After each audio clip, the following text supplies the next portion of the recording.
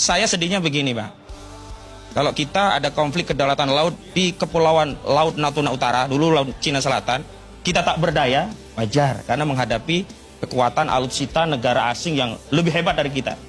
Lah ini ada di garis bibir pantai. Menghadapi bambu saja kok negara nggak berani.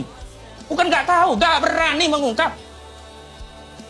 Lalu bagaimana? Kita sebagai rakyat punya ketenteraman, jaminan bahwa negara ini akan memberikan rasa aman kepada kita. Padahal kalau kita kembalikan, ini saya mohon izin Bang, kutip hadis Nabi, Nabi memberikan tafsiran seorang pemimpin itu seperti pelayan dan benteng yang melindungi rakyatnya. Al-imamu junnatun yuqatilu mi wara'i wa yutaqabih. Pemimpin itu menjadi benteng yang rakyat terlindungi dari benteng seorang pemimpin gitu.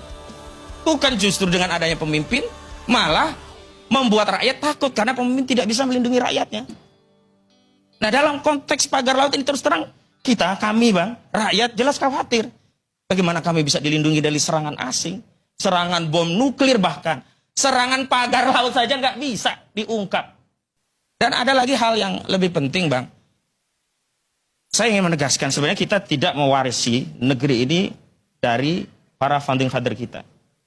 Di hakikatnya kita sedang mendapat amanah dari generasi selanjutnya, yang amanah negeri ini harus sampai kepada mereka dalam kondisi selamat.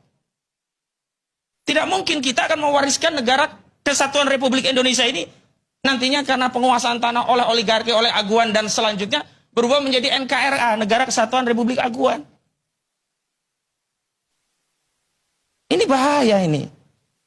Dan yang paling penting menurut saya dalam persoalan ini adalah ada tindakan yang secara implisit saya baca bahwa kebijakan yang diambil soal pagar laut ini adalah prakondisi untuk mencari jalan keluar dan penyelamatan terhadap kerusakan kejahatan yang sudah menjadi pengetahuan publik yang tidak bisa ditutup-tutupi lagi. Tidak bisa ditutup-tutupi lagi.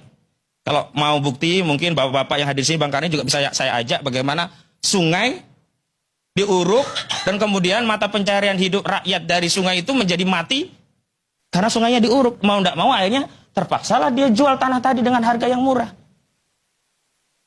Terjadi ini. Jadi kita ini hidup di negara yang merdeka tapi seolah-olah kita masih dijajah.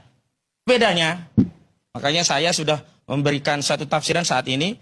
Bedanya kita dulu dijajah asing, sekarang dijajah bangsa sendiri. Makanya hari ini Pak Prabowo Subianto sudah pada posisi, dalam tanda petik ya Bang ya, sudah dalam posisi membunuh atau dibunuh. Ini sudah perang yang levelnya di puncak. Kalau Pak Prabowo Subianto tidak membunuh oligarki dan seluruh antek-antek yang bercokol di negeri ini, maka Pak Prabowo yang akan dihabisi oleh rakyat. Kenapa? Rakyat nggak akan percaya. Berarti ada perlindungan negara kepada oligarki. Sederhana, apa parameter negara melindungi rakyat dan parameter negara itu melindungi oligarki? Hari ini jelas sudah semua ada kejahatan. Harusnya negara segera mengambil. Pertama, cabut status PSN-nya. Kedua, hentikan proyek PIK 2 ini, baik yang di area PSN atau di luar wilayah PSN, karena di lapangan itu terjadi penyelundupan hukum yang ini menjadi materi muatan gugatan perbuatan melawan hukum yang kami ajukan di Pengadilan Jakarta Pusat. Jadi apa? Penyelundupan hukum materi tentang ini PSN pada wilayah yang hanya 1755 dinarasikan seolah-olah sampai 9 kecamatan, bahkan sampai 1 kecamatan Tanara yang ada di Serang. Itu pengakuan mereka. Kenapa saya jual tanah? Pak, nggak berani Pak, ini status PSN Pak. Kalau kami menolak nanti dilawan negara. Daripada kami nggak dapat duit tetap digusur, nggak apa-apa deh 150.000, nggak apa-apa deh 50.000, nggak apa-apa lah 35.000. Makanya Bang Saididu ngobrol santai. Saya makan di PIK harganya 200 atau 150.000. Sudah berapa meter tanah nih harus dijual oleh orang-orang yang menjadi korban begitu. Nggak etis. Dah kalau hari ini memang negara hadir, umum yang pertama kalau ada huru-hara itu hentikan dulu.